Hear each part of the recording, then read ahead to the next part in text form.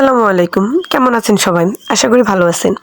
আজকে আমি আপনাদের সাথে শেয়ার করব এই শিং মাছের ঝোল কিভাবে রান্না করতে হয়। শিং মাছের ঝোলটা আমরা কম বেশি সবাই রান্না করতে পারি। তবে আমি যেভাবে রান্না করি আজকে আপনাদের সাথে সেইভাবেই শেয়ার করব। এখানে দেশি শিং হলে যেকোনো সবজি দিয়ে অথবা পাতলা ঝোল করলে মশলা কম দিয়ে রান্না করলে মজা লাগে। কিন্তু চাষের শিংগুলা একটু মশলা দিয়ে ভালোভাবে কষিয়ে রান্না করতে হয়, নয় কিন্তু একটু গন্ধ করে। আজকে আমি আপনাদের একটু মশলা দিয়ে কষিয়ে শিং মাছ রান্না করা দেখাবো। তাহলে আসুন শুরু করা যাক। এখানে আমি হাফ কেজির মতো শিং মাছ ভালোভাবে ঘষে পরিষ্কার করে আমার পছন্দ অনুযায়ী কেটে নিয়েছি।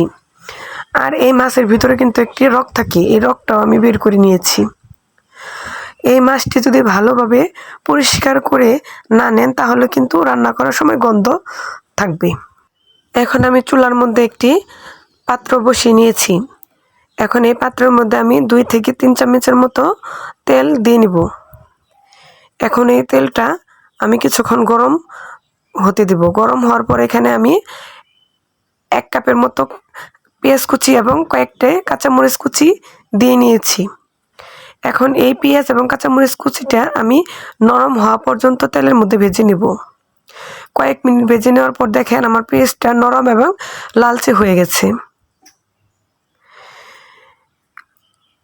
এই পর্যায়ে আমি এখানে দিয়ে দিব 1 চা চামচ জিরা বাটা, হাফ চামচ আদা বাটা এবং হাফ চামচ রসুন বাটা।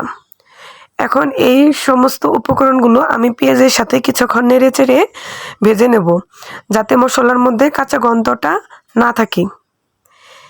এইভাবে কিছুক্ষণ নেড়ে চেড়ে নেওয়ার পর এখানে আমি দিয়ে দেব অল্প পরিমাণ পানি, যাতে মশলাটা পুড়ে না যায়। তারপর কয়েক মিনিট কিছুক্ষণ নেড়ে চেড়ে এখানে আমি দিয়ে দেব 1 চা চামচ লবণ, হাফ চামচ হলুদের গুঁড়ো, 2 চা চামচ মরিচের গুঁড়ো এবং 1 চামচ ধনিয়া গুঁড়ো। এখানে আমি ঝালটা একটু পরিমাণে বেশি দিয়েছি, তবে আপনারা চাইলে কম করে নিতে পারেন। এখন এই সমস্ত মশলাগুলো আমি নেড়ে চেড়ে আরেকটু কষিয়ে নিব। তারপর এখানে আবার দিয়ে দেব পরিমাণ মতো একটু পানি, দিয়ে মশলাটাকে আবার কয়েক মিনিট ভালোভাবে কষিয়ে নিব। এরপর এটা আমি ঢেকে দিব। ঢেকে কয়েক মিনিট রান্না করার পর দেখেন আমার মশলার উপরে তেল ভেসে এসেছে। এই পর্যায়ে আমি মশলাটাকে আর একটু নেড়ে চেড়ে দিয়ে দেব আগে থেকে কেটে এবং পরিষ্কার করে ধুয়ে রাখা মাছগুলো। এখন আমি এই মাছগুলোকে মশলার সাথে আবার কয়েক মিনিট নেড়ে চেড়ে মিশিয়ে নেব। মিশিয়ে নেওয়ার পর আমি ঢাকনা দিয়ে মাছগুলো ঢেকে দেব। এইভাবে আমি 2 মিনিটের মতো ঢেকে রান্না করে নেব। 2 মিনিট রান্না করার ফলে দেখেন আমার মশলাটা অনেকটাই ঘন হয়ে এসেছে। এখন এখানে আমি দিয়ে দেব 2 কাপের মতো পানি। যেহেতু এটা আমি শিং মাছের ঝোল রান্না করতেছি, এর জন্য আমি পানির পরিমাণটা একটু বাড়িয়ে দেব। এখন আমি ঢাকনা দিয়ে আবার ঢেকে দেব। ঢেকে দিয়ে কয়েক মিনিট রান্না করে নেব। কয়েক মিনিট রান্না করার ফলে দেখেন আমার এখানে ঝোলটা গাঢ় হয়ে এসেছে। এখানে আমি 5 থেকে 6 মিনিটের মতো রান্না করে নিয়েছি। দেখেন এখন ঝোলটা অনেকটা গাঢ় হয়ে এসেছে। আমি এতটুকু ঝোলিয়ে রাখবো, যেহেতু আমি শিং মাছের পাতলা ঝোল রান্না করেছি, এর জন্য এখানে আমি ঝোলটা একটু বাড়িয়ে রাখবো।